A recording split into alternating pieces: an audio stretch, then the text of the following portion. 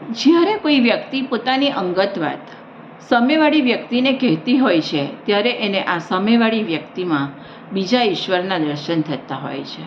એને આ સામેવાળી વ્યક્તિ ઉપર ભગવાન જેટલો જ ભરોસો હોય છે અને તેથી જ એ પોતાની અંગત વાતો એ વ્યક્તિને કહી દેતી હોય છે. એ પોતાના હૃદયનું પ્રત્યારોપણ આ સામેવાળી વ્યક્તિમાં કરી દેતી હોય છે, કારણ કે એને આ સામેવાળી વ્યક્તિ ઉપર અખૂટ શ્રદ્ધા હોય છે. એને પોતાના દરેક શ્વાસમાં વિશ્વાસ હોય છે કે આ વ્યક્તિ ક્યારેય મારી વાત જાહેર કરશે નહીં, એના હૃદયમાં મારી વાત અકબંધ રહેશે.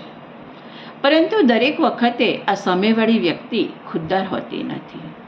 એ પોતાને મહાન પુરવાર કરવા માટે, આ વ્યક્તિનો સમયનો દુરુપયોગ કરી લેવા માટે, એને નીચું દેખાડવા માટે એની અંગત વાતો જાહેર કરી દેતું હોય છે. સમયનો માર્યો આ વ્યક્તિ પેલી વ્યક્તિનું કશું જ બગાડી નથી શકતો, પરંતુ સમય જતાં જે વ્યક્તિએ વાતો જાહેર કરી દીધી છે એને ભારે પસ્તાવો થાય છે અને એ પોતાની જાતમાંથી જ નીચે ઉતરી જાય છે.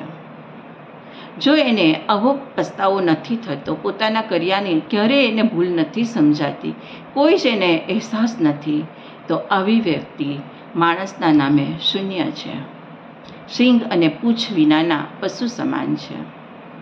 આવા માણસોને માણસ જાતમાંથી જ બહાર કાઢી નાખવા જોઈએ.